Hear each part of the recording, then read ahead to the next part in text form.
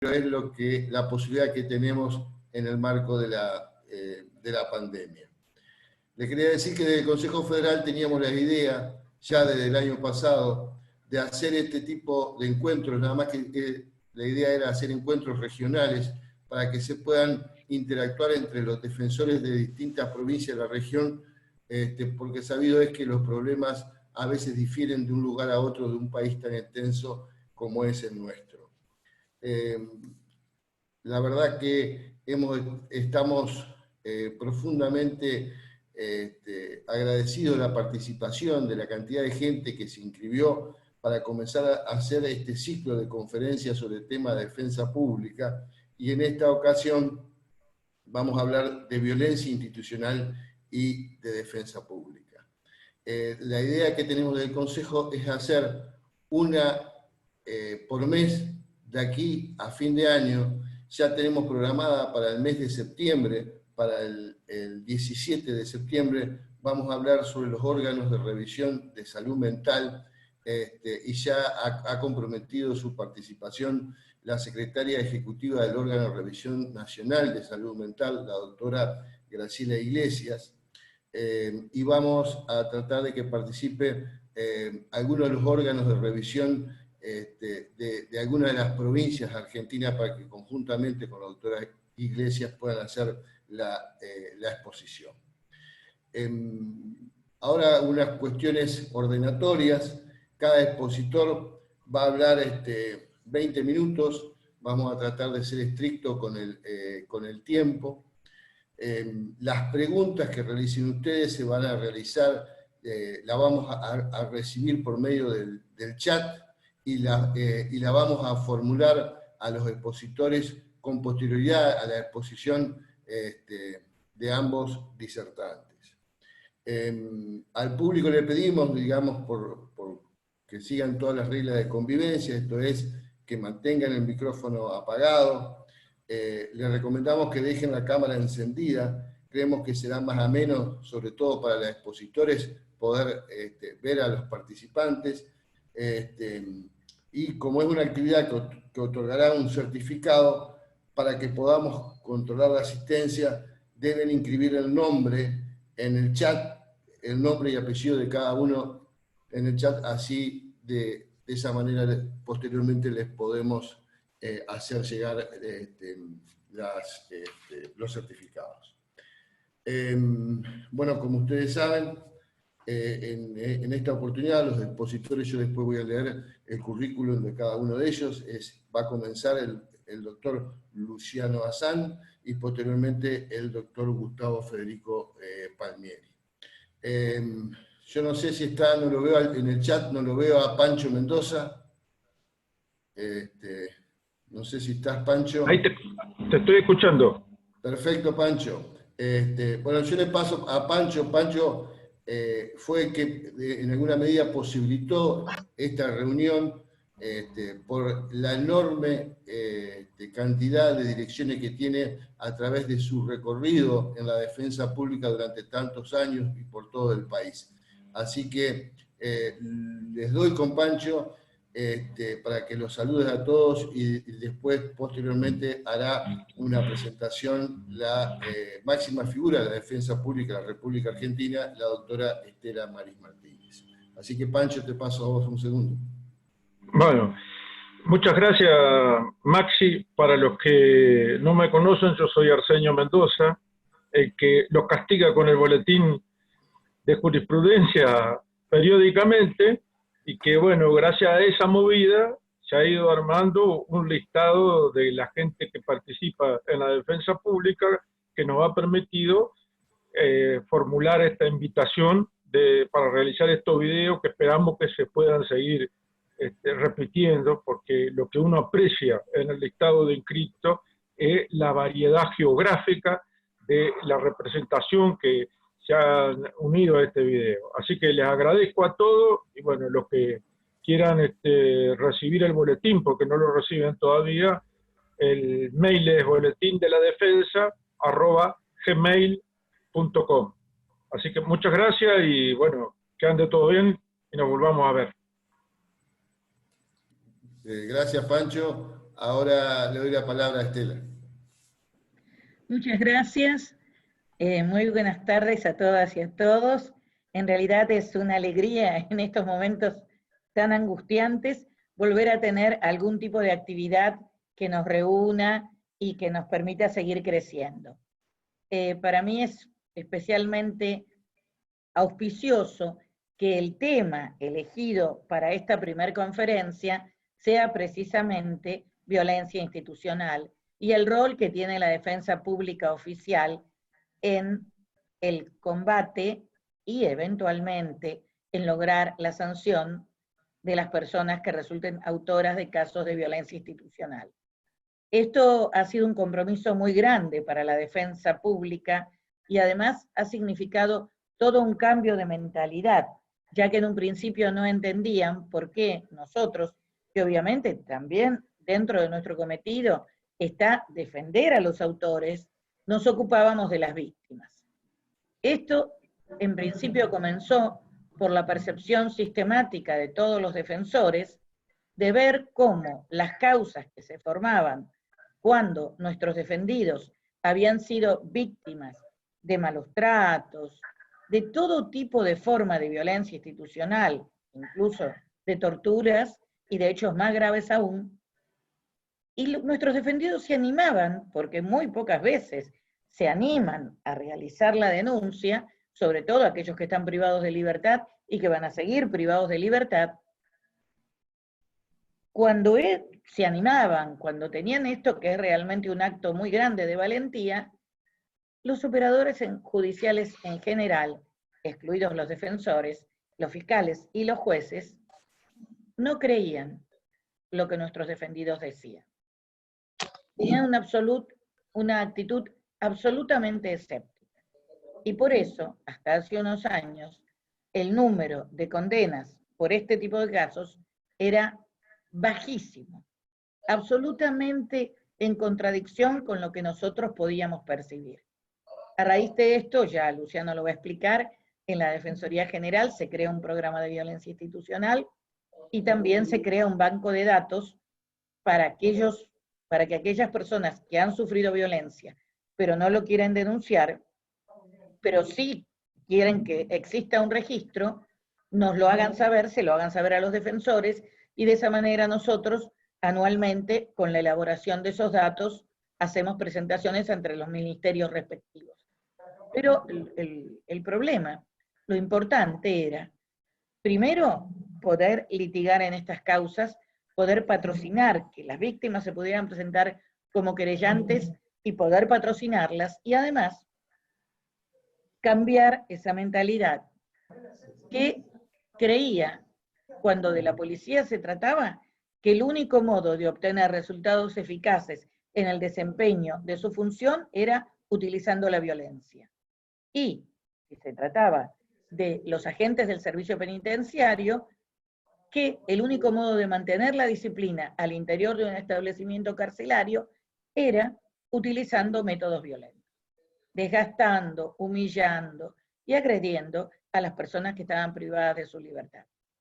Esto es lo que hacía que nunca se diera crédito a las denuncias que efectuaban las víctimas de violencia institucional, y sí, de manera automática, sin investigar, se aceptara como una verdad absoluta la postura que tenían todas las personas que actuaban como agentes del orden, de fuerza de seguridad.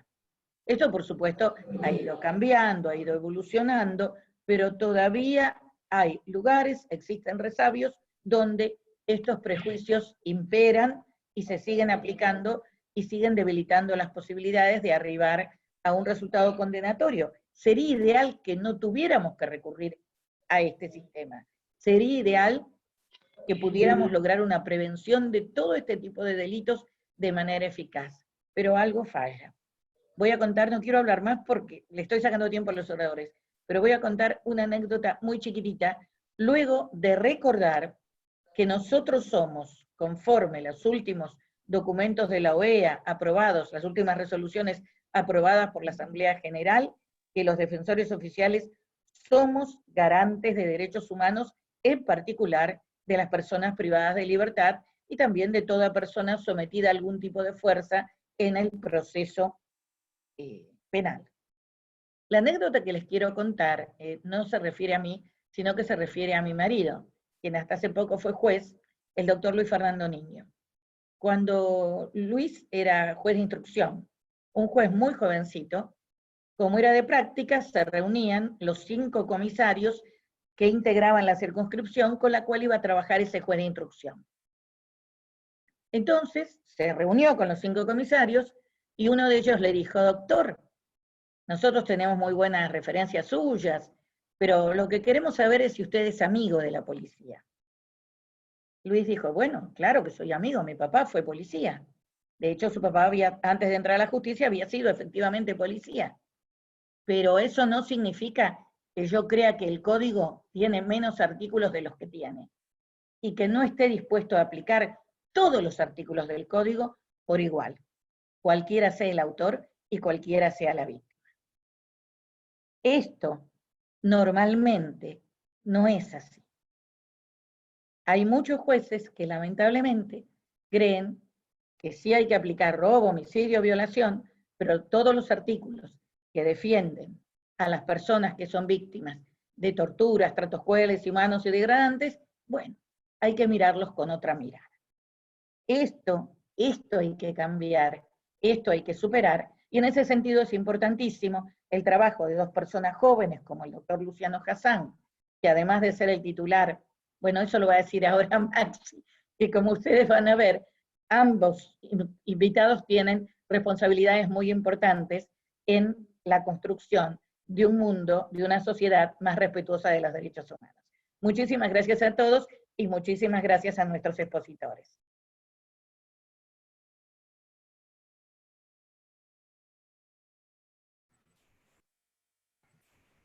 Bueno, vamos entonces a comenzar con la presentación de los expositores. En primer término, como mencionaba, va a exponer el doctor Luciano Hassan. El doctor Luciano Hassan es presidente relator del Grupo de Trabajo sobre Desapariciones Forzadas e Involuntarias de las Naciones Unidas y coordinador del Programa contra la Violencia Institucional de la Defensoría General de la Nación.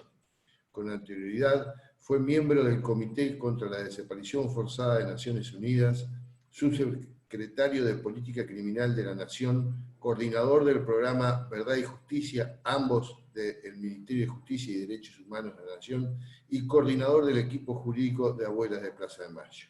También fue subcoordinador del INDECIP, consultor en la reforma a la justicia penal y asesor en la Comisión de Derechos Humanos de la Cámara de Diputados de la Nación.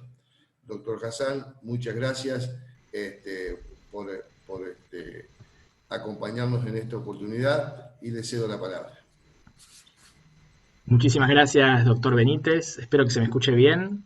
Quedo atento si hay algún inconveniente técnico para que me avisen.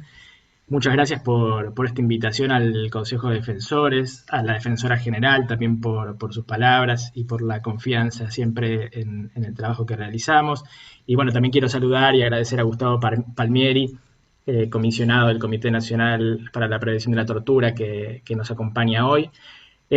Como ya se anticipaba en la presentación, el objetivo de esta presentación es el de discutir, abrir un poco, poner sobre la mesa las distintas formas de abordar los hechos de violencia institucional desde la defensa pública. Por eso un poco la idea de lo que les voy a contar en estos 20 minutos es de qué manera se ha organizado el abordaje desde el Ministerio Público de la Defensa de la Nación, qué obstáculos vemos en la implementación de las políticas y, bueno, cuáles son las perspectivas también que vemos a futuro, que estamos planeando para el futuro. El inicio, al menos formal, de las políticas implementadas por el Ministerio Público de la Defensa en esta materia.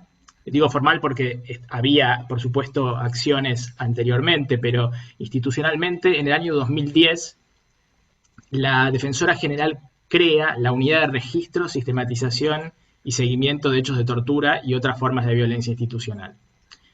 Luego, 3 años después, en el año 2013, se crea el Programa contra la Violencia Institucional, que yo coordino, que nace justamente con el objetivo de gestionar esta unidad de registro, pero también de dar una respuesta integral a la defensa pública, desde la defensa pública, con la incorporación también de un equipo interdisciplinario. Se incorporaron más tarde una psicóloga y una trabajadora social, procurando dar una mayor y mejor asistencia a las víctimas, fortalecer la capacidad de las defensorías,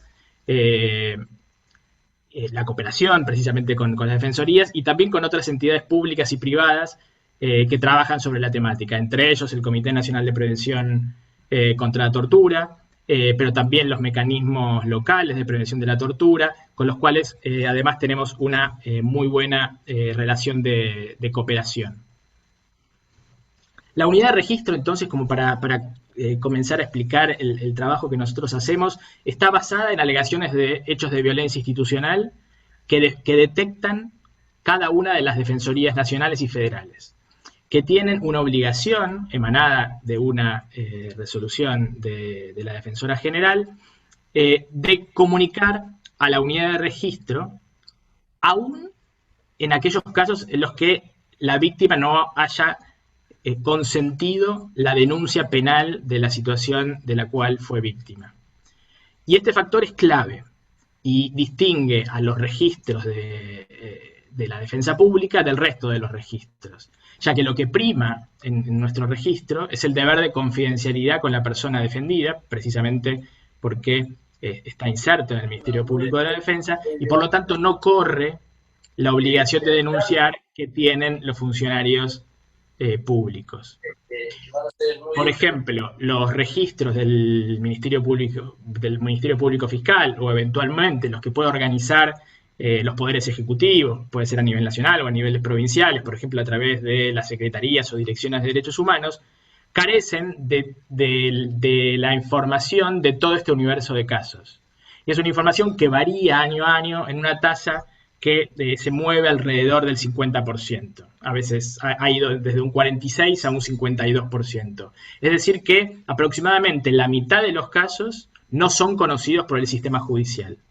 Y esto nos permite, como defensorías, conocer un universo de casos que proporcionalmente es muy importante en relación con la cifra negra del sistema formal. Lo interesante de esta información es que sobre todos esos casos existen acciones para llevar adelante. Por un lado, cooperar con las defensorías en la asistencia de los detenidos, en particular en la necesidad muchas veces de que sean trasladados a lugares donde se pueda asegurar su integridad física y psíquica. En algunos casos, a través de pedidos de libertad o morigeración, donde el programa interviene a pedido de las defensorías realizando informes técnicos que muchas veces son utilizados por las defensorías para presentarlos ante los juzgados que tienen que tomar decisiones sobre esos temas. Claro que sin la denuncia penal las posibilidades de actuación son menores, pero de todas formas tenemos chances de incidir aún en este universo de casos que, como decía, integran la cifra negra de esta forma de criminalidad de Estado que es la violencia institucional. Y finalmente, pero no menos importante, la asistencia psicosocial puede ser también de ayuda en estos casos donde no hay una intervención formal por parte de la estructura del sistema judicial. Y podríamos plantear también como una posibilidad de intervención adicional también la intensificación de las visitas a la persona detenida, lo que muchas veces funciona como un mensaje hacia el servicio penitenciario y además también como una forma de acompañamiento por parte de la persona que está sufriendo estos hechos de violencia. Es decir que aún en estos casos en los que no hay una denuncia formal, hay mecanismos para proteger a la persona de distintas maneras. Y después voy también en unos minutos a explicar la manera en la que también tratamos de leer esa información de manera acumulativa. Por supuesto, de estos casos desconocidos, de este 50% de casos que suelen ingresar en la unidad de registro que no ingresan al sistema formal, es muy importante pensar y reflexionar sobre el trasfondo. Y el trasfondo de este universo de casos que no se denuncian es precisamente uno de los principales obstáculos con los que hay que lidiar en la lucha contra la tortura y la violencia institucional.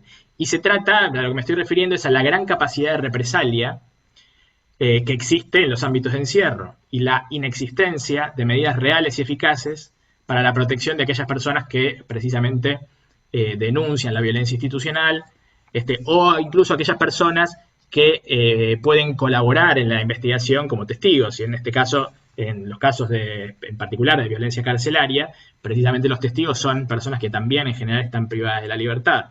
Es muy extraño, casi nunca ha ocurrido, que otros penitenciarios sean testigos o denunciantes de abusos o delitos cometidos en el ámbito carcelario. Los mecanismos de resguardo, de hecho, son castigos en sí mismos. En algunos casos hasta han sido calificados la propia medida de resguardo como tortura o como trato inhumano o degradante. De hecho, muchas veces en el sistema federal, y sabemos que en las provincias esto se repite también, muchos de estos resguardos se cumplen en las mismas celdas utilizadas para la sanción de las inconductas de los detenidos, con encierros de hasta 22 o 23 horas, con salidas muchas veces al patio como una manera de despejarse o incluso poder limpiar la celda fuera del horario de funcionamiento de los tribunales y por lo tanto también de las defensorías públicas, lo que dificulta precisamente el acceso a la defensa. Este es entonces el primer gran obstáculo, que es además un generador de desincentivo para la denuncia de los casos, es decir, quién va a someterse a estas consecuencias al denunciar el caso. Y es también el primer factor de subregistro y por lo tanto de la cifra negra de la que antes hablaba en este tipo de delitos. Y por supuesto, consecuencia de esta lógica es también la impunidad y la repetición de este tipo de violaciones a los derechos humanos que se dan en el ámbito carcelario, pero también fuera de las cárceles, porque la unidad de registros de tortura y nuestro programa contra la violencia institucional no se limita a la violencia carcelaria, sino que aborda también la violencia policial, e inclusive hemos comenzado a registrar y a documentar hechos en espacios de encierro de niños y niñas y en centros psiquiátricos, cooperando en este punto con los programas y comisiones especializadas que hay en la Defensoría sobre niños, niñas, adolescentes en lugares de encierro y también los distintos mecanismos que hay relacionados con la salud mental, de hecho creados a partir de la Ley Nacional de Salud Mental, también en el marco de la Defensoría General, sobre lo cual, como se anunciaba al inicio, va a ser objeto de la próxima reunión del Consejo en un mes. Por supuesto, en estos espacios, siempre que se trate de espacios estatales administrados por el Estado o en aquellos casos en que puedan ser espacios privados, pero que las personas que están internadas o sometidas a alguna forma de encierro estén allí por orden estatal, es decir, sujetas a, por ejemplo, la administración de justicia, como ha ocurrido en algunos casos en los que hemos tomado intervención. Con la violencia policial sucede también algo similar a la violencia carcelaria, en particular en los barrios populares, donde las fuerzas de seguridad tienen una fuerte presencia y por lo tanto también una gran capacidad de represalia, no solamente hacia la persona afectada, la persona que es víctima directa de un caso de violencia institucional, sino también a sus familiares. Y en este aspecto, en los últimos meses hemos encontrado una muy buena respuesta del Ministerio de Seguridad en materia de impulso de investigaciones internas de miembros de las Fuerzas de Seguridad Federales, por lo que hemos intensificado la cooperación con ese ministerio. Esto yo pienso que es una de las claves en materia de prevención, sobre todo, y es instar a las administraciones, tanto penitenciarias como a los responsables de las fuerzas de seguridad, a que lleven adelante mecanismos de investigación internas a través de sus oficinas de asuntos internos, a través de la documentación de sumarios, porque muchas veces la impunidad que vemos como resultado de las investigaciones en los fueros penales justamente no tienen los resultados en términos de sanción y por lo tanto con una generación preventiva que uno esperaría, y muchas veces los efectos que pueden tener las actuaciones administrativas en las carreras de los funcionarios públicos pueden tener un impacto mucho mayor. Eso también en conjunto con la posibilidad de explorar la posibilidad de la responsabilidad civil por los daños causados, muchas veces que además tiene ventajas en materia de estándares probatorios. Pero no quiero extenderme mucho para poder mantenerme en el tiempo estipulado. Entonces, aquí la pregunta que correspondería hacerse y tratar de responder es: ¿qué hace entonces el programa contra la violencia institucional con estos casos que se documentan en la unidad de registro? No solamente estos casos que no son denunciados, sino también los que son denunciados. Y entonces la experiencia nos ha llevado a intentar una clasificación de los casos de acuerdo a su gravedad. Entonces, por un lado están estos casos que no se denuncian, de los que hablaba recién, donde inclusive puede haber casos muy graves. Es decir, el hecho de que no sean denunciados no implica, obviamente, que no sean denunciados, sino incluso muchas veces todo lo contrario. Y entonces, más allá de las formas de intervención que yo describí hace unos minutos, también, como les anticipaba, de la acumulación de casos, podemos detectar situaciones de violencia, por ejemplo, en determinados penales o en determinados barrios, cuando se trata de violencia policial, y construir una suerte de mapa de la violencia institucional, y eso es de alguna manera lo que hacemos a través de la acumulación de todos los casos en la unidad de registro. Y esta es justamente una de las grandes ventajas que tiene contar con el universo de aquellos casos no denunciados formalmente.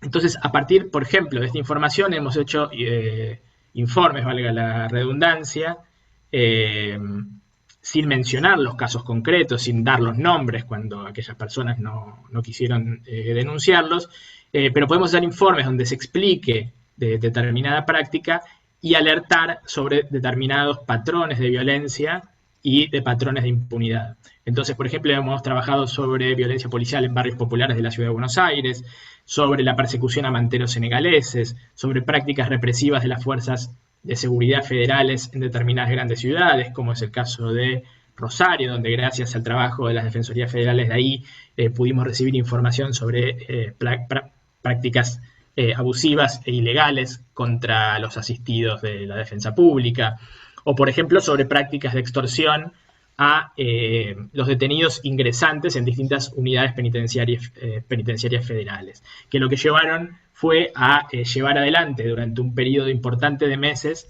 inspecciones sorpresivas, continuas, en, por ejemplo, los pabellones de ingresos del Complejo Penitenciario Federal 2 en Marcos Paz, que después derivaron en la presentación de un habeas corpus.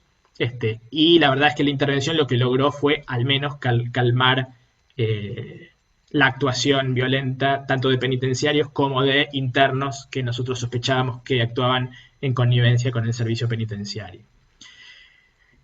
Por otro lado, entonces están los casos que sí son denunciados, que requieren de un seguimiento de la investigación para tratar de evitar que el caso termine en la impunidad. Y luego están los casos gravísimos en los que se trabaja prioritariamente. Muchos de los casos que son gravísimos, la Defensoría concede, cuando es pedido por las víctimas, por los familiares de las víctimas, el patrocinio jurídico gratuito, y esto en particular sucede, pero no exclusivamente, en los casos de muertes bajo custodia o en los casos de gatillo fácil. Por eso el Programa contra la Violencia Institucional coordina su trabajo de manera cotidiana, muy aceitada, con el programa de patrocinio jurídico a víctimas de delitos, y en un futuro seguramente lo hará con las defensorías de víctimas que están en proceso de creación y vendrán a cumplir un rol fundamental en este tema. como sabemos y como adelantaba la defensora general hace unos minutos, no hay en general conciencia desde las fiscalías y los juzgados que están a cargo de la investigación y la persecución penal de estos delitos sobre precisamente la gravedad de estos hechos, y no suelen estar entre sus prioridades. Y esto está íntimamente, desde mi punto de vista, relacionado con la resonancia pública de los casos y cierta conciencia cultural de las que, por supuesto, los operadores judiciales se nutren, nos nutrimos permanentemente. Uno podría aquí trazar una diferenciación, y yo lo he conversado varias veces con Pablo Robati, que es precisamente el responsable del programa de patrocinio a víctimas de delitos. Esta situación es distinta hoy en día a los casos de violencia de género, por ejemplo, donde se ha avanzado mucho en materia de concientización de los operadores judiciales, más allá de que quede muchísimo todavía por hacer, y sin duda eso sucedió gracias al trabajo de tantos años del feminismo. Lejos de enojar a la sociedad, en general, tiene más costo para los actores del sistema impulsar los casos de violencia institucional que dejarlos impunes. Y este es uno de los grandes problemas con los que nosotros tenemos que pelear cotidianamente, y es por lo tanto, hablando de los obstáculos a los que nos enfrentamos, uno de los principales, y por eso me parece que es tan importante el rol de las defensorías públicas en la lucha contra la violencia institucional, además porque está en la propia génesis de las defensorías, de la defensa pública, el desarrollar tareas que no suelen ser siempre simpáticas para el público o para los medios de comunicación. Pero más allá de estos obstáculos culturales, sociológicos, hay otros factores también que tienden a la impunidad y en los que hay mucho para hacer desde las defensorías públicas. Porque los aspectos culturales, por supuesto que tenemos alguna incidencia, pero son también factores en los cuales, requieren de otros actores sociales para generar cambios profundos, entiendo yo. Pero cuando digo que hay mucho para hacer en relación con otros obstáculos que también tienden a la impunidad, lo que quiero decir es que hay aspectos sobre los cuales tenemos la capacidad de marcar algún tipo de diferencia. Y me refiero en particular a la documentación de los casos. La deficiencia en la documentación de los casos de violencia institucional es otro de los ejes centrales de la impunidad. Y aquí quisiera hacer una pequeña reseña de las deficiencias que uno ve en la documentación de los casos. Por ejemplo, en primer lugar, las dificultades en la comunicación oportuna de los hechos a las defensorías. Muchas veces los problemas que tienen los detenidos para comunicarse, por carencia de teléfonos en las unidades, por las propias restricciones que hay en las defensorías públicas para atender los reclamos todo el tiempo, porque por supuesto puede haber personas que sean torturadas a medianoche y no tenemos defensorías que funcionen en las medianoches. Entonces siempre hay que esperar para poder comunicarse con la defensoría al día siguiente. La dependencia de los servicios médicos de la administración penitenciaria. Este es un gran problema que genera también incentivos para encubrir la violencia institucional. Y este es un gran problema que lo hemos visto en causas judiciales donde ha habido investigaciones y procesamientos, o al menos extracción de testimonios luego de algún juicio oral, para que se investigue la responsabilidad de los médicos penitenciarios que no documentaron como debían lesiones que provenían de hechos de tortura. Esta famosa documentación de el golpe casual a través de distintos argumentos realmente infantiles. Por otro lado, y como contracara, la escasez de... Sí, perdón. Disculpame, Luciano, no quiero ser antipático, pero te quedan 2 minutos para que pueda ir cerrando. Ya voy cerrando. Entonces decía que, como contracara, la escasez de servicios periciales independientes y capacitados para documentar los hechos, tanto de tortura como de ejecuciones extrajudiciales, de muertes bajo custodia. Por otro lado, la inmovilidad de los servicios periciales del Poder Judicial, que son los servicios periciales que muchas veces tenemos. Tal vez en los sistemas acusatorios provinciales se estén creando en el marco de los ministerios públicos fiscales algunos servicios policiales, pero lo que nos pasa muchas veces con el cuerpo médico forense es que no se mueven hasta la cárcel. Y el traslado de los detenidos a las sedes del cuerpo médico forense, de los cuerpos médicos forenses, muchas veces es demasiado tarde para la constatación oportuna de las lesiones que se generan en situaciones de tortura u otras formas de malos tratos. Y finalmente, y este es un punto especial sobre el que estamos trabajando, la falta de capacitación de los operadores jurídicos y periciales, incluso de las propias defensorías, no solamente de fiscalías y de juzgados, y una capacitación para detectar la violencia institucional, que muchas veces hemos visto cómo se ha sofisticado en los últimos años la violencia institucional, viene tercerizada a través de otros detenidos, que son condicionados muchas veces para ejecutar la violencia que no ejecuta de manera directa, especialmente en los lugares de encierro, los servicios penitenciarios.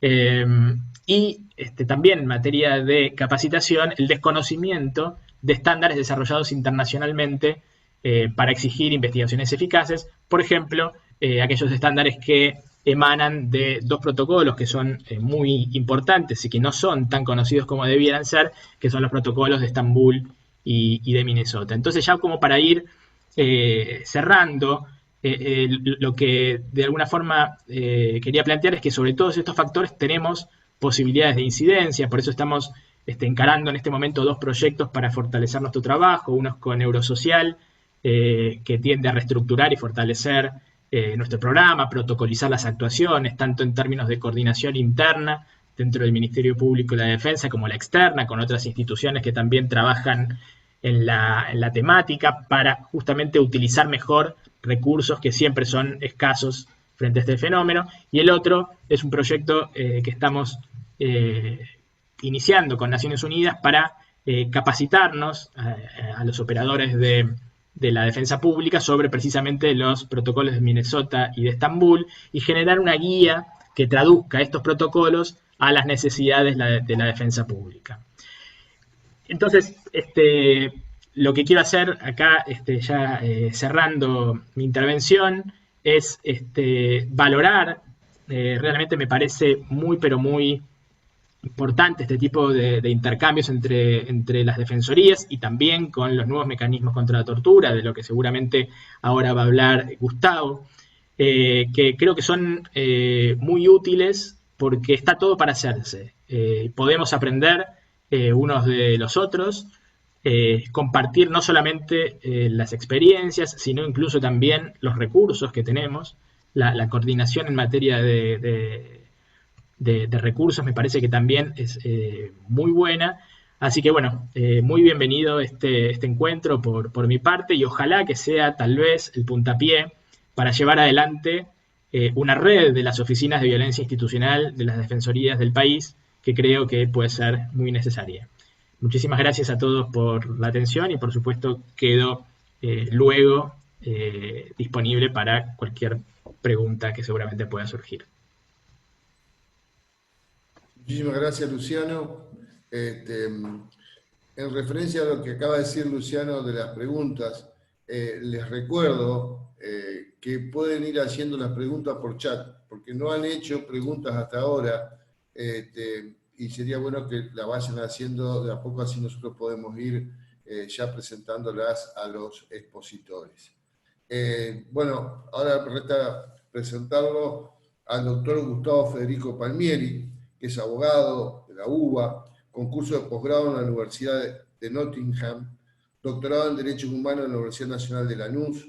En 2017 fue designado por el Congreso Nacional como integrante del Comité Nacional para la Prevención de la Tortura a propuestas de las organizaciones sociales de derechos humanos. Es además director del Instituto de Justicia y Derechos Humanos de la Universidad Nacional de Lanús y profesor titular de esa misma universidad. Fue secretario de Coordinación, Planeamiento y Formación y subsecretario de Gestión y Bienestar del Personal de las Fuerzas Policiales y de Seguridad del Ministerio de Seguridad de la Nación entre 2011 y 2013. También coordinador de la Unidad de Análisis de la Comisión Internacional contra la Impunidad en Guatemala durante 10 años. 1999-2009. Fue director del programa de Violencia Institucional y Seguridad Ciudadana del Centro de Estudios Legales y Sociales, CELS, institución de la que hoy integra su comisión directiva. Es autor de diversos artículos sobre seguridad, justicia y derechos humanos. Doctor Gustavo Palmieri, es un gusto presentarlo. Le dejo la palabra. Bueno, hola, buenas tardes, buenas noches. Muchas gracias por la invitación al Consejo y a la Defensoría General. Para nosotros es este intercambio, ¿se escucha bien? Este intercambio es muy importante porque el trabajo del Comité Nacional para la Prevención de la Tortura, que es un órgano de reciente creación, con las defensorías de todo el país es fundamental. Hubiera dicho, es una alianza central en el trabajo, así como con otras organizaciones que trabajan en la prevención de la tortura. Pero muy en particular el trabajo de las defensorías, y de eso quiero hablar en términos de cómo articulamos.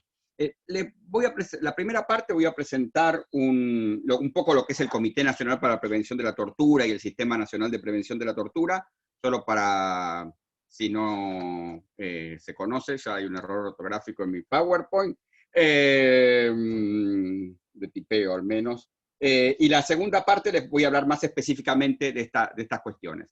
Si pasamos a la otra filmina, que son algunas, son muy básicas, solo para dejárselas y explicarlo. El Comité Nacional de Prevención de la Tortura es un órgano colectivo, depende del Poder Legislativo Nacional y tiene competencia en todo el país. No, su competencia no depende de una ley que se haga por convenio o admisión o cualquier, sino que como es un órgano que nace de tratados internacionales, en este caso del Protocolo Facultativo para la Prevención de la Tortura, que Argentina suscribió en el 2004, entró en vigencia 2 años después porque se necesitaba un número de países que lo apoyaran. Este órgano, que está obligado, todos los países que suscriben este protocolo facultativo tienen que tener un mecanismo nacional para la prevención de la tortura. En general, los países que son como nuestros federales tienen una organización que respeta un mecanismo nacional y mecanismos provinciales o en algunos casos regionales.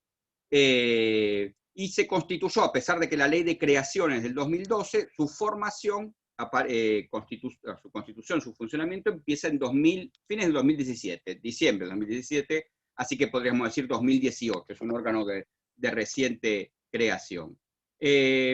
¿Cuáles son las funciones, para que entendamos un poco qué hace? Realizar la otra... acá hay algunas de las funciones, solo menciono algunas. Realiza visitas de inspección en todos los lugares de privación de la libertad. Y ahí una aclaración, la verdad que como tenemos que trabajar precisamente no solo con espacios de privación de la libertad, aunque gran parte tiene que ver con esta posibilidad de poder entrar a los lugares, al ingresar a lugares donde no entran otras organizaciones, o donde es importante ingresar, siempre se define la cuestión de poder ingresar en espacios de privación de la libertad en sentido muy amplio, ¿no? Como cualquier espacio donde hubiera dicho una persona no puede ingresar y salir por su propia voluntad sin tener consecuencias, ¿no? Pero también en la práctica internacional se ha ido ampliando hacia espacios donde se produce en forma habitual temas de tortura, y los mecanismos nacionales han trabajado malos tratos y torturas en el contexto de protestas sociales, sobre ciertas poblaciones, como las poblaciones indígenas, sobre ciertos lugares, los barrios populares, donde hay una forma particular de ejercer el control sobre sus actores, y de hecho cuando nosotros vamos a las jurisdicciones provinciales, hacemos inspecciones, muchas veces también hacemos reuniones con organizaciones en ciertos barrios, donde en general se radican o promueven ciertas formas particulares de malos tratos, para ver qué sucede. Precisamente las inspecciones se hacen para recopilar y sistematizar esta información. Ahí aparece una palabra que quiero reforzar, que es sistema, porque lo importante de este mecanismo que aparece en la primera diapositiva, que decía órgano rector, es porque en Argentina, a diferencia de otros países, y esto tiene bastante que ver con la extensión de instituciones como las defensorías, pero también los defensores del pueblo, u otro, la Secretaría de Derechos Humanos. Hay distintos organismos que trabajan en la prevención de la tortura e inclusive ingresan a los establecimientos penitenciarios, de salud mental, donde pueden estar privadas personas de la libertad, personas menores de edad. Entonces, lo que buscaba el comité no era superponerse a lo existente, sino ver si existía alguna forma, y eso nos parece que es el desafío fundamental, de articular el trabajo que fortaleciera el trabajo que se estaba realizando.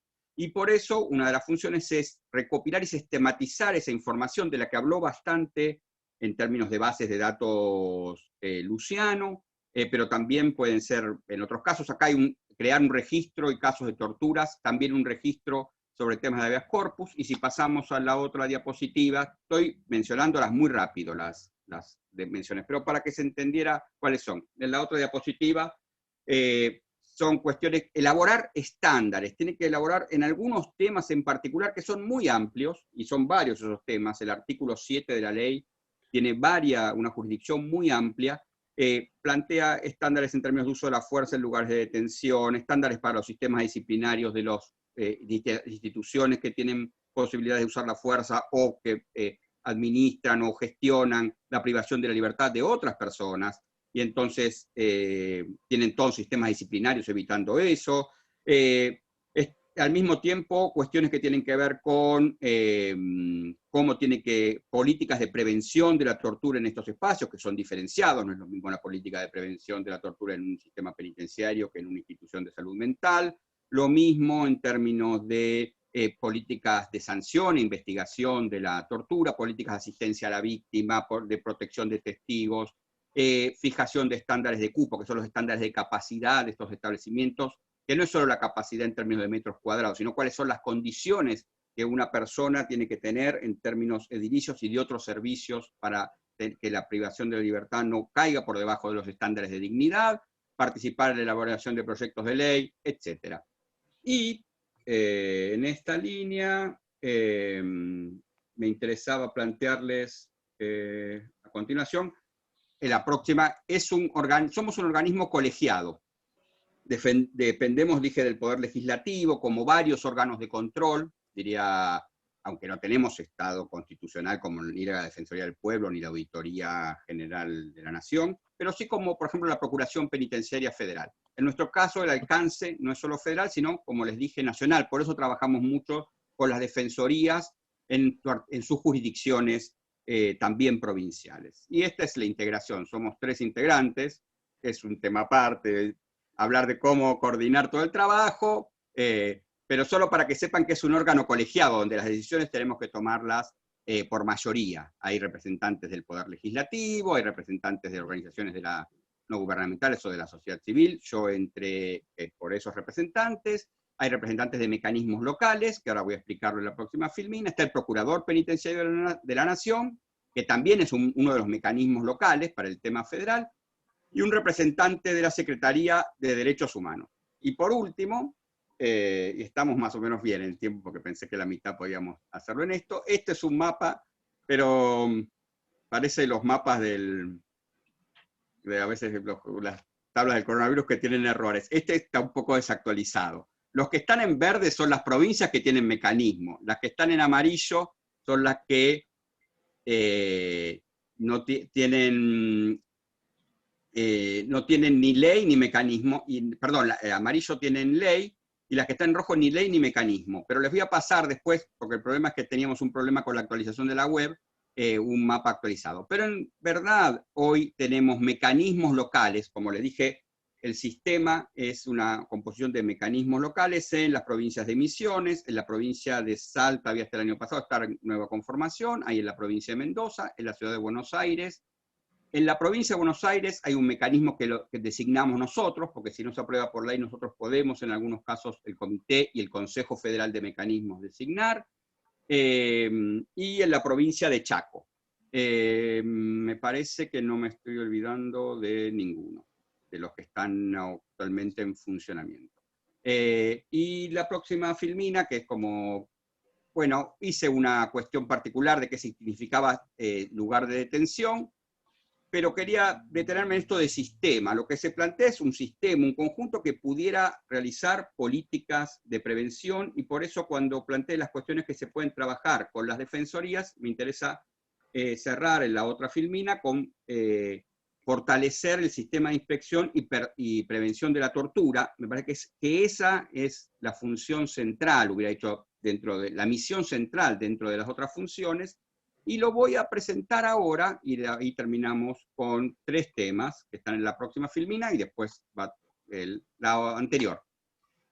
Una es la cuestión de articulación, cómo lo voy a plantear en el ejemplo concreto de las defensorías, porque estamos juntando en esta reunión con defensorías, cómo articulamos nuestro trabajo en defensorías, y en ese punto yo quiero empezar contando todo lo que, viendo cuestiones a nivel nacional, vemos que hacen las defensorías para la prevención de la tortura, porque nuestro trabajo es articular con el trabajo que están haciendo las defensorías. La segunda es cómo fortalecemos, promovemos y protegemos ese trabajo, y la tercera es cómo podemos agregarle algo a partir del establecimiento de estándares.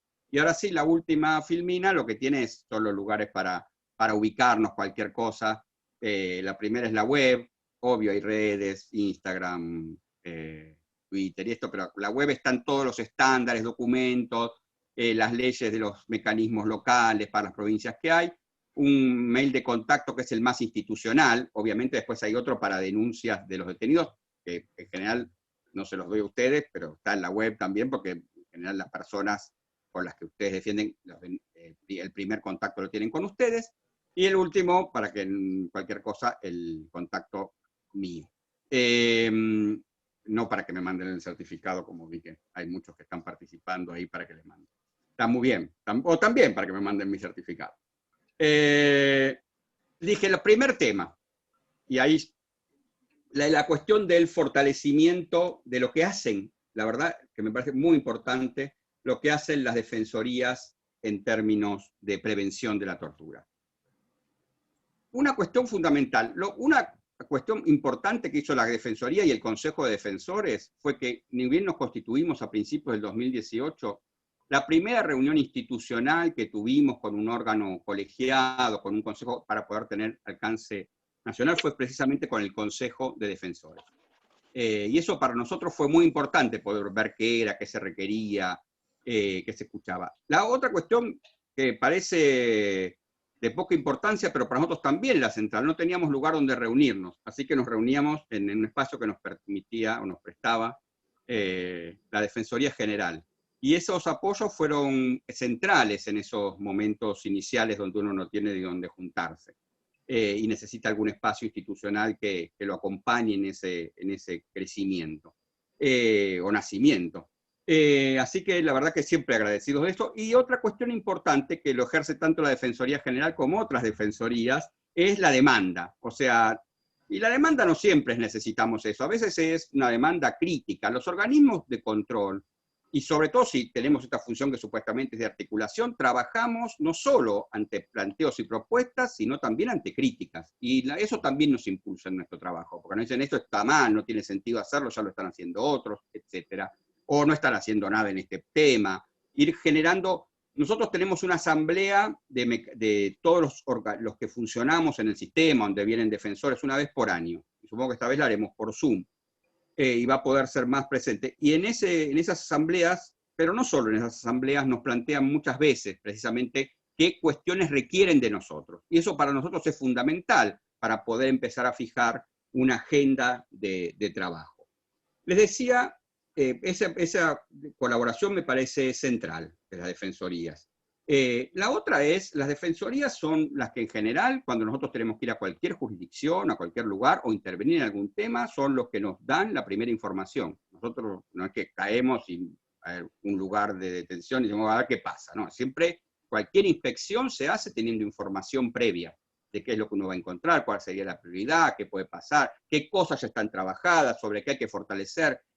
Un actor central en todas las jurisdicciones son las defensorías para darnos esa información. Yo les dije que me parecía importante decir qué hacen ustedes y en qué podemos fortalecerlo.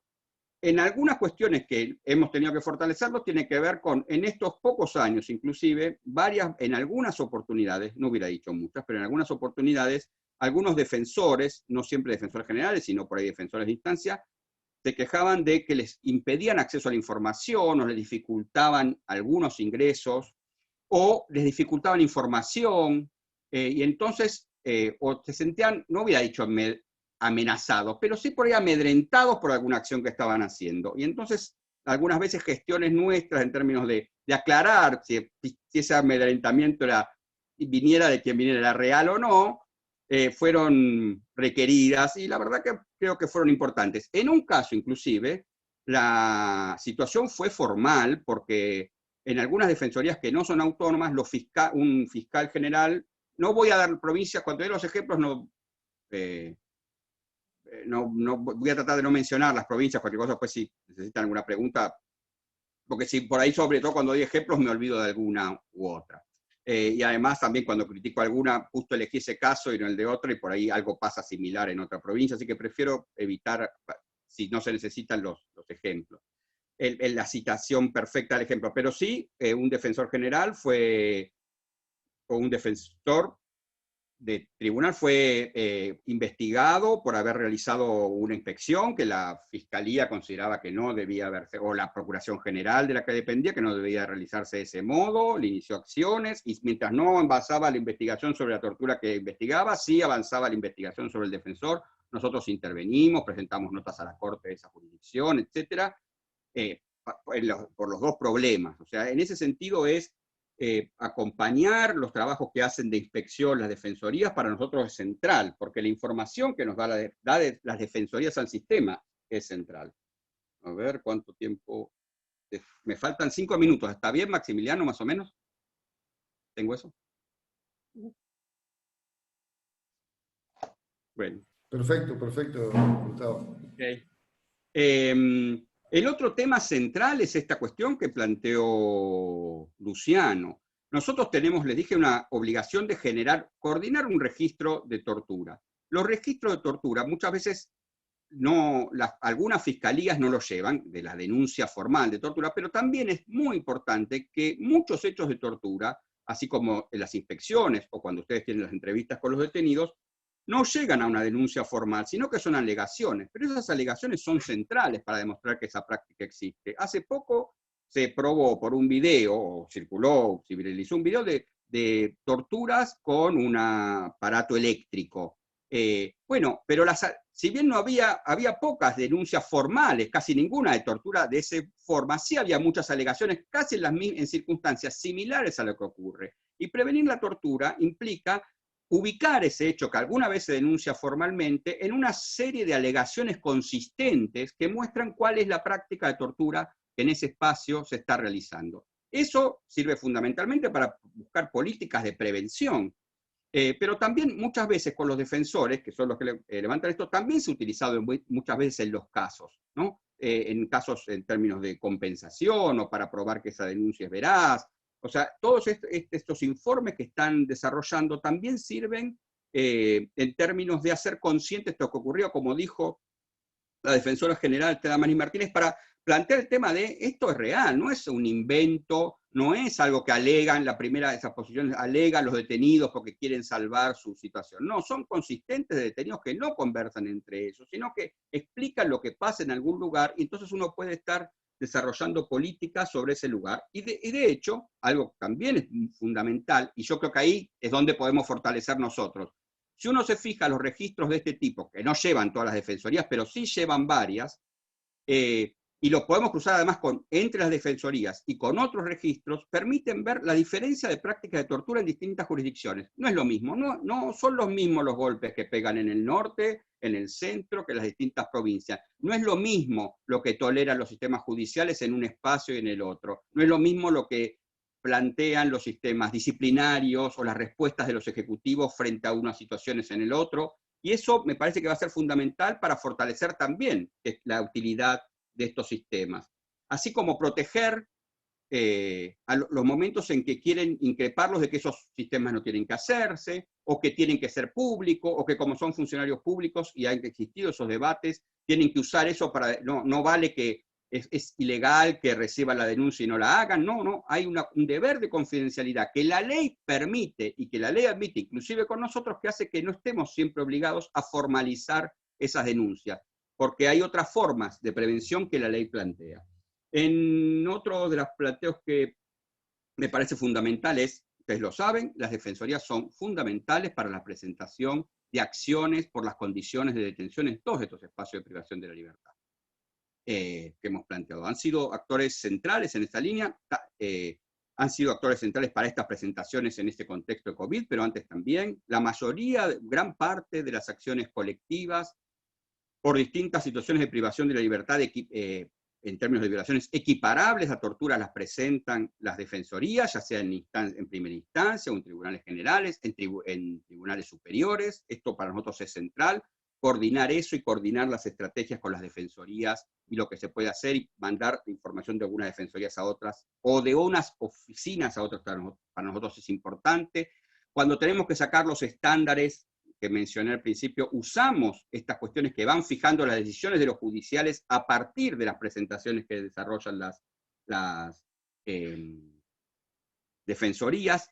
La comunicación sobre la situación en las distintas jurisdicciones durante el momento de pandemia es tan importante las defensorías que son las que fundamentalmente cuando nos recibimos una denuncia nosotros articulamos con los mecanismos locales en las provincias donde hay, pero también en las provincias donde no hay, y las que hay con las defensorías, porque son actores que tienen contacto y conocimiento muy directo de qué está pasando y quién es ese defendido y qué defensor tiene o defensora tiene esa persona, y entonces podemos confirmar la información cuando es individual o cuando es grupal. Eso es fundamental para nosotros.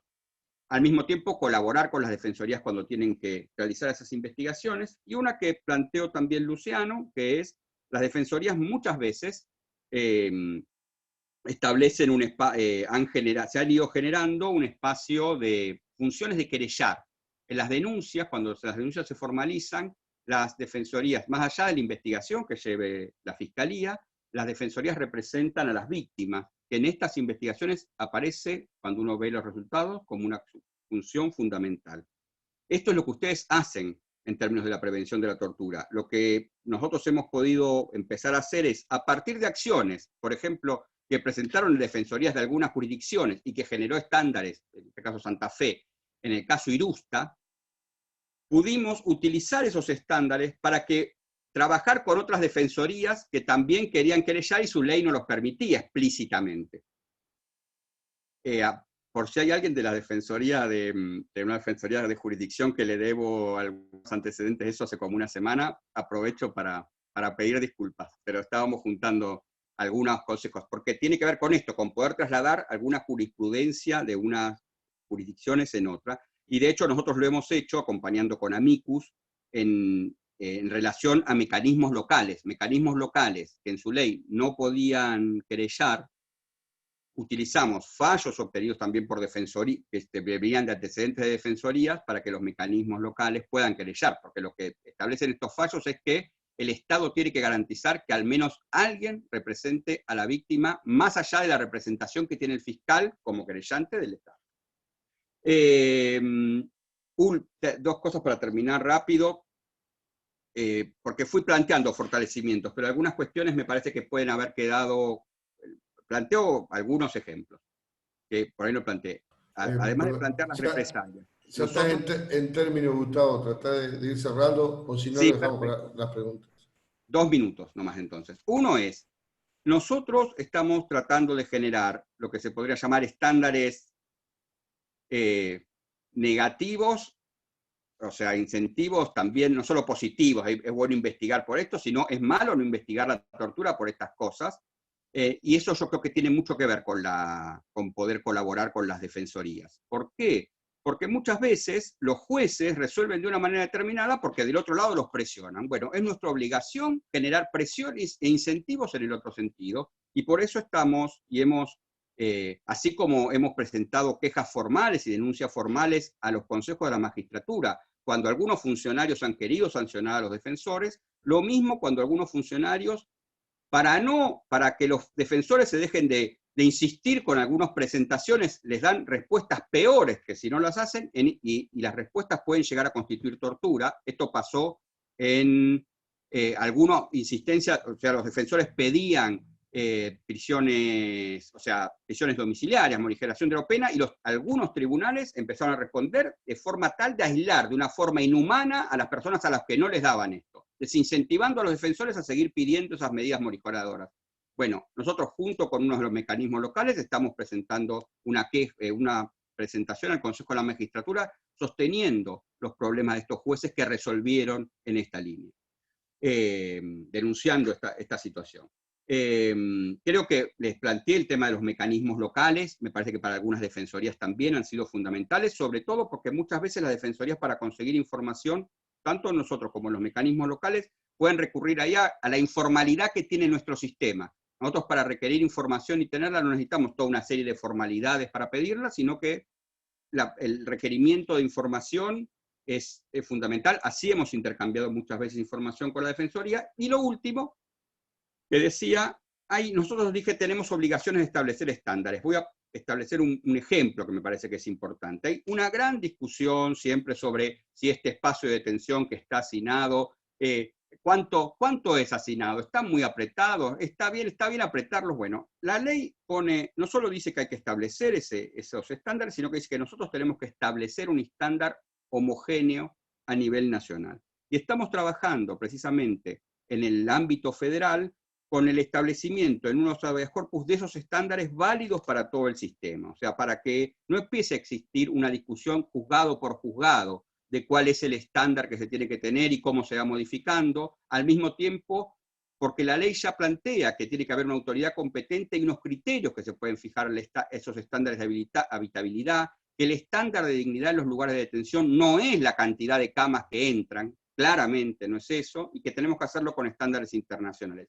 Y eso ha permitido ordenar o está permitiendo trabajar con las defensorías en las que estamos trabajando, en poder organizar estas peticiones de habeas corpus que muchas veces tienen que ver precisamente con esto, con la discusión de cuál es el espacio, cuál es el estándar de habitabilidad que tendrían que tener esos lugares.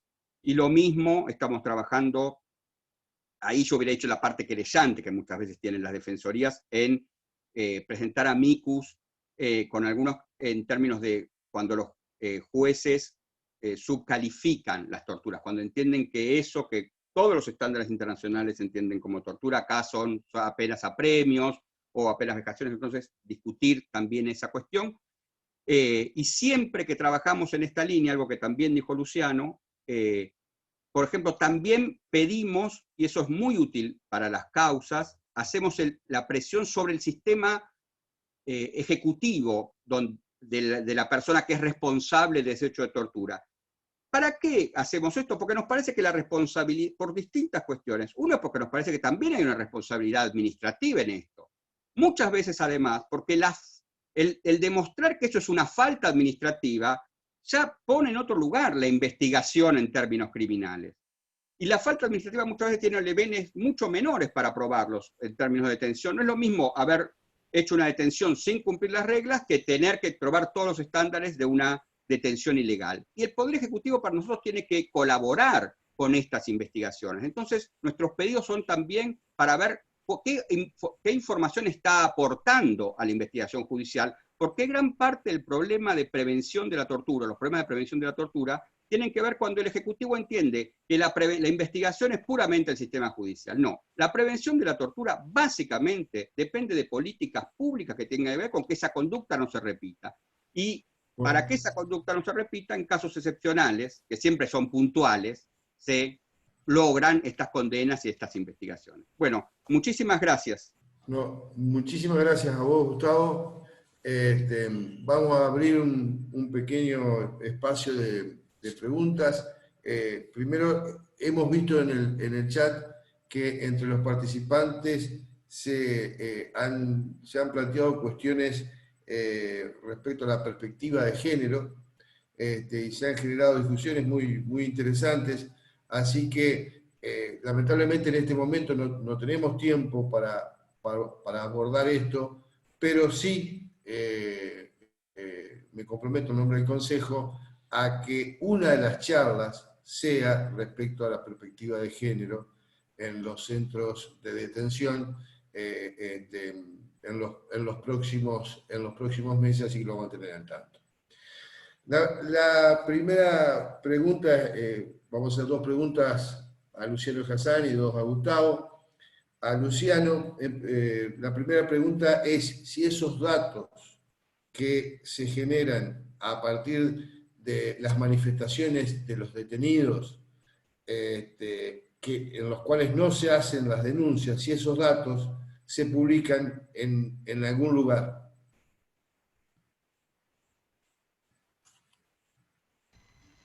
Gracias por la pregunta.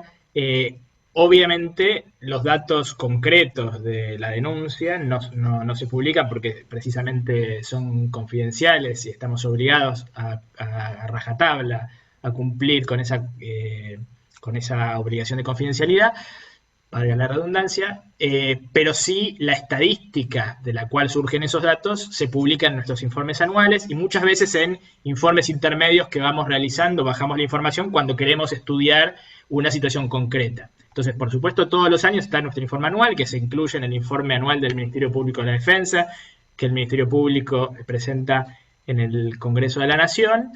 Y nuestro informe forma parte entonces de ese informe general, pero nosotros utilizamos esa información, como yo explicaba en mi exposición, para determinadas intervenciones puntuales cuando esa información nos sirve. De repente, lo que hemos hecho en algunos informes sobre problemáticas particulares con información que surge de la unidad de registro es describir los casos sin mencionar quién es la víctima. Entonces, tratamos de describir patrones tratando incluso hasta de evitar el uso de siglas, iniciales, para tampoco, digamos, generar algún tipo de riesgo de que alguien pueda interpretar digamos, quién es el denunciante. Pero efectivamente esos datos son utilizados y publicados muchas veces, pero cuidando la identidad. Muchísimas gracias, Luciano. Otra pregunta, también para vos, Luciano, es si existen proyectos para cambiar los programas de capacitación de la Fuerza de Seguridad, ya sea la policía o el servicio penitenciario. No lo sé, la verdad. La verdad es que no es un área en el que nosotros hayamos trabajado. Por supuesto que posibilidades existen y nosotros estaríamos absolutamente abiertos a colaborar con eso. Pero no estamos nosotros en el momento trabajando sobre ese punto.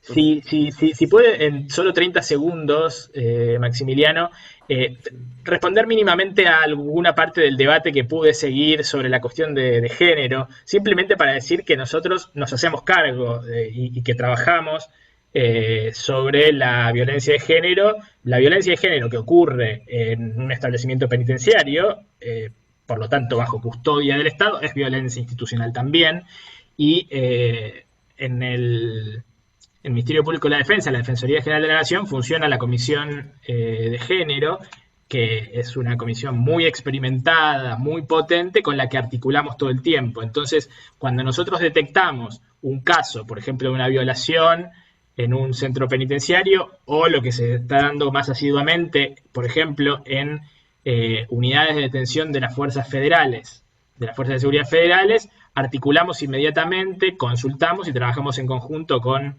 la Comisión de Género y permanentemente trabajamos con esta temática. De hecho, hemos también, un tema que surgió por ahí, hecho un informe con otras instituciones como la Procuración Penitenciaria sobre violencia obstétrica, es decir, de mujeres detenidas, la violencia que en muchos casos se ejerce cuando están embarazadas, e incluso deben parir en condiciones de detención.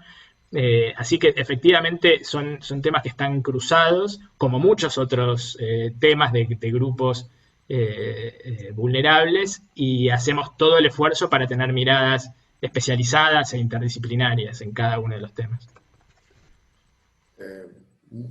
Muchas gracias, Luciano. Ahora una pregunta para Gustavo. Acá me preguntan cómo interviene el comité en los supuestos de provincias en que no existe ley que crea el mecanismo y que el mecanismo además, digamos, no está funcionando porque no existe la ley. Directamente. Nuestra jurisdicción, existe o no existe el mecanismo, nuestra jurisdicción es nacional. El mecanismo local no nos quita jurisdicción a nosotros, sino que no es una delegación claramente, porque el mecanismo local es una institución provincial. La ley, que es muy interesante, es esta que está acá. No sé si se ve. Bueno, que es la ley 26827. Cuando habla de este sistema de coordinación, de alguna manera rompe, y eso es muy interesante, muchas de las cuestiones de competencia, y por ejemplo, establece que los mecanismos locales y los órganos del sistema local pueden colaborar en la supervisión de instancias federales. Y que los mecanismos federales, que están en la provincia, por ejemplo, pueden colaborar en la supervisión de instancias locales. Y muchas veces nosotros hemos recurrido a organismos nacionales para que, como no podemos ir, entren al lugar y nos den información del lugar de la provincia, porque por ahí en ese lugar no hay, en ese establecimiento, en esa jurisdicción, en esa cárcel de ese pueblo, no hay, o de comisaría, alguien que pueda entrar. No hay, es un tratado, y la ley lo plantea muy claro, en ese sentido lo desarrolló bien. Estamos en cumplimiento de un tratado internacional y no hay, y ninguna provincia, la verdad que nosotros teníamos, la primera vez que hicimos inspecciones elegimos una provincia de esas que se puede entrar más fácil, porque no es que es mejor, pero ya como que la provincia siempre acepta las críticas, deja pasar, y unas provincias esas que eran más difíciles, que siempre dicen que no, y pudimos trabajar muy bien. Hasta ahora ninguna jurisdicción, algunos hemos tenido problemas a veces en los primeros momentos de ingresar o cosas por el estilo, no digo que siempre nos contestan, y menos que cumplan las recomendaciones, ¿no? Pero no hay en ese problema jurisdicción, y trabajamos con defensores directamente, con organizaciones sociales que trabajan en provincias. Hemos establecido que en algunos lugares donde no había mecanismos locales, le hemos pedido a la provincia que permitiera que otra organización pudiera ingresar, y era una organización municipal, por ejemplo. En ese sentido de jurisdicciones me parece que no hay, la ley no establece límites y nosotros la verdad que para nosotros la autonomía provincial tiene que servir para que la gente no se la torture. Sí, perfecto. Los hombres y las mujeres. Y otra pregunta para vos, Gustavo, es ¿cómo toman conocimiento de situaciones de violencia institucional en los centros de encierro por salud mental? Nosotros ahí trabajamos en cada una de los temas trabajamos siempre en forma bastante articulada con los mecanismos específicos del tema. Por ejemplo, trabajamos muchísimo con el órgano de seguimiento nacional en salud mental, con la Secretaría, con Graciela Iglesias, pero también con los órganos locales, y al mismo tiempo establecemos cuál es nuestro ámbito de competencia, porque los órganos de seguimiento trabajan en todos los derechos de la ley, así como muchas veces los órganos que siguen la cuestión penitenciaria, o las defensorías de niños y niñas y adolescentes. Entonces, esa es la cuestión general de derechos. Nosotros, en particular, sobre todo cuando hay otros organismos trabajando, en la cuestión más amplia e integral de derechos, tratamos de trabajar la cuestión más específica de la situación más grave de tortura.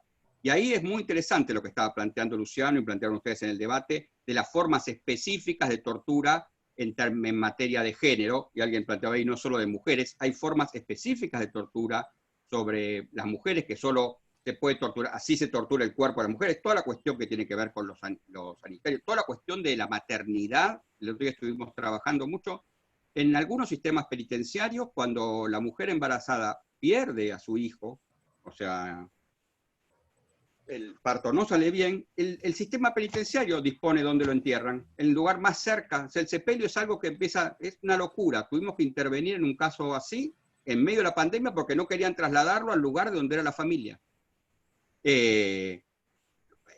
La situación de salud, tanto en mujeres como la situación de salud en poblaciones LGTBI, es central. La mayoría de de las presiones y torturas sobre poblaciones LGTB y en los sistemas penitenciarios. No solo son en dónde los ubican, dónde van, con quién, en qué pabellón y en qué unidad, sino también la cuestión del tratamiento médico. Todo el tratamiento hormonal lo suspenden en muchas unidades, donde lo hacen es solamente por cuestiones casi artesanales de alguna enfermera de ese lugar. Y eso es un sufrimiento corporal enorme, enorme, equiparable a cualquier otra situación de tortura, una desatención en materia de salud particular sobre algunas poblaciones, y podríamos hablar de otras situaciones en esto, al mismo tiempo que el machismo, digo, en las cárceles. Toda la situación que se ha visto en muchas protestas, además de la represión de esa protesta y los muertos que se generaron, también ha sido de cómo parte en esas protestas hay toda una cuestión con los agresores sexuales. Y eso es algo que, si bien en la sociedad no son delitos bien vistos, la situación particular a las que van sometiéndolos a esos condenados por delitos en los sistemas penitenciarios es increíble. Las situaciones de tercerización de violencia y estigmatizaciones son brutales y muchas veces generadas por los mismos sistemas penitenciarios. Ahora, una última pregunta que va dirigida a los dos.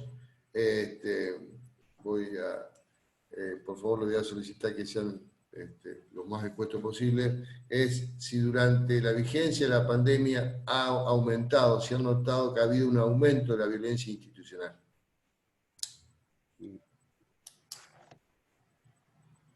Si querés arrancar vos, Gustavo, como prefieras. Si querés la verdad que no hay registros en los lugares donde hay registros como para sostener si todas las prácticas. Hay prácticas que antes no se hacían, y entonces en este sentido sí hubo elementos de justificación de esa violencia. Lamentablemente, y esa es una deuda, Argentina no tiene muchos indicadores de medición de la violencia institucional confiables que uno puede decir aumentaron o no. Y entonces la visibilización muchas veces de estos temas, que afortunadamente genera una noticia. ¿Hay más noticias sobre esto que en otros momentos? Sí. ¿Eso significa que hay más casos? No siempre, pero hay casos que tienen que ver claramente con ciertas formas de agresiones o de tensiones y faltas de control causadas por la pandemia. O sea, formas de violencia institucional, de detenciones justificadas por la pandemia y falta de controles que evita después la prevención, que fueron generadas por el aislamiento de la pandemia. Yo lo que podría agregar es, primero, digamos, nosotros tenemos como en el ámbito carcelario, nuestro primer parámetro de violencia es su forma más extrema, que es las muertes, el fallecimiento. Y la verdad es que estuvimos muy sorprendidos las primeras semanas de aislamiento.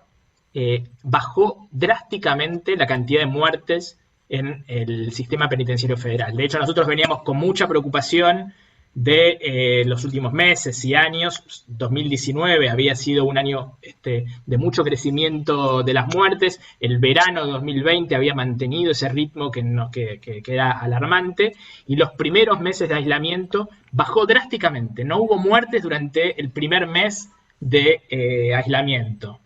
Y la verdad es que nos sorprendía porque las muertes no necesariamente estaban, digamos, no entendíamos bien cuál era el impacto, las causales de ese impacto. Y la verdad es que lo que estamos viviendo de las últimas semanas acá es todo lo contrario. Estamos superando, ahora ya por las muertes relacionadas al COVID, si seguimos a este ritmo, vamos a superar las muertes del año pasado en el sistema federal, que nos preocupaba mucho.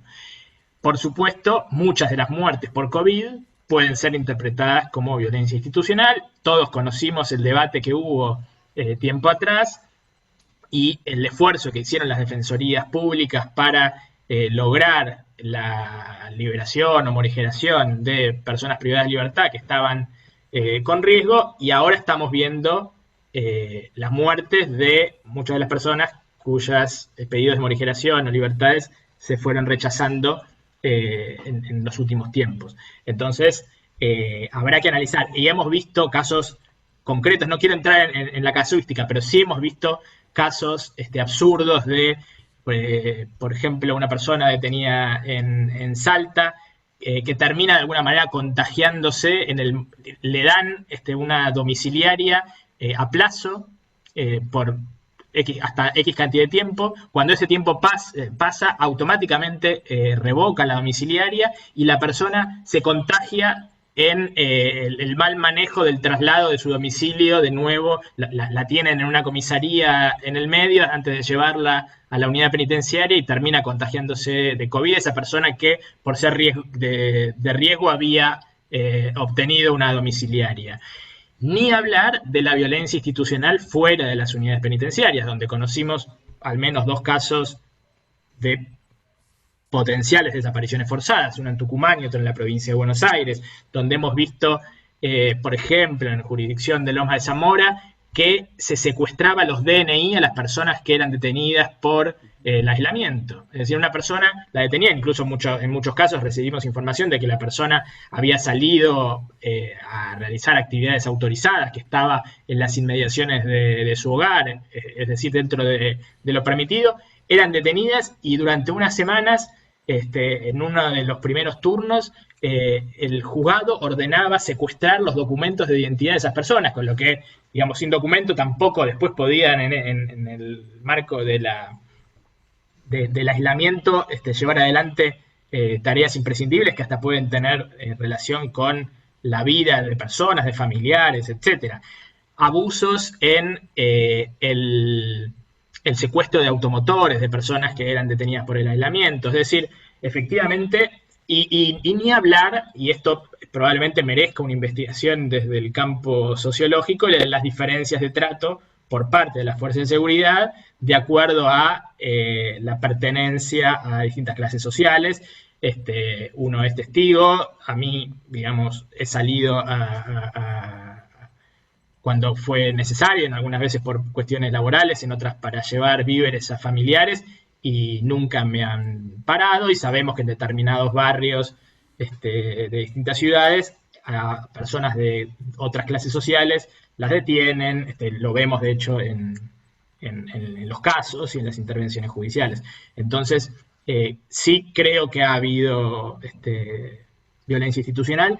Esto se ha también detectado en muchos lugares del mundo, por supuesto, en sistemas autoritarios esto se ha exacerbado, y de hecho aprovecho para hacer la propaganda y contarles que acaba el grupo de trabajo sobre desapariciones forzadas que yo integro de sacar un comunicado sobre ese punto en conjunto con el Comité contra la Desaparición Forzada, porque justamente el domingo es el Día Internacional del Detenido Desaparecido, y justamente abordamos la problemática del coronavirus y de la pandemia en relación con las desapariciones forzadas. Así que sí, efectivamente yo creo que hay una implicancia que en algunos aspectos es visible, muy visible, y en otros está oculto o es difícil de detectar. Bueno, muchísimas gracias a los dos, les quiero decir, y muchísimas gracias a todos los participantes. La verdad que han estado muy activos en el chat durante todo el tiempo, se han generado discusiones muy interesantes, así que me parece que este puede ser un puntapié inicial para que todos los defensores públicos del país armemos una red y podamos coordinar temas sobre de la problemática de la defensa pública. Quiero hacer hincapié en que hay muchos defensores de provincias en donde la defensa pública no es autónoma, independiente, donde todavía lamentablemente dependen a veces de los procuradores o de los superiores tribunales, con los cuales no es más difícil tener contacto, y gracias a esta enorme cantidad de direcciones que tenía Pancho, lo pudimos invitar a participar. Todos han intervenido en forma activa, se han generado muy buenas discusiones, las charlas, todos los comentarios sobre las dos exposiciones son más que elogiosos, así que los felicito, le agradezco en nombre del Consejo muchísimo esta posibilidad, y no sé, le paso la palabra a Estela, a ver si Estela quiere despedirse de todos. Muchas gracias. Yo sumo mi agradecimiento.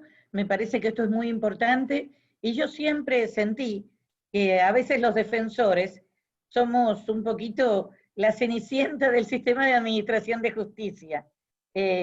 Tratan de darnos menos, nos consideran menos, nos complican la vida, no nos dejan a veces desarrollar nuestra tarea, sobre todo cuando trabajamos en cuestiones críticas como esta. Y creo que en ese caso, como en muchos otros casos, la unión hace la fuerza. Me parece muy importante que estemos todos interconectados y que trabajemos de manera conjunta, con, obviamente, las organizaciones y las instituciones, como el comité, que trabajan con los mismos objetivos que nosotros, pero también que formemos una red muy fuerte, muy densa, entre todos los defensores oficiales y que estemos permanentemente intercomunicados. La defensa pública es una sola. Gracias. Muchas gracias a ustedes y por todo el trabajo. Muchas gracias por la atención y por la invitación. Gracias a todos por el respeto y la atención que han demostrado durante toda esta charla. Así que es un placer haber estado, en serio, un placer haber estado con ustedes. Y esperemos, como dije, que este sea el puntapié inicial para realmente realizar una tarea coordinada entre todos.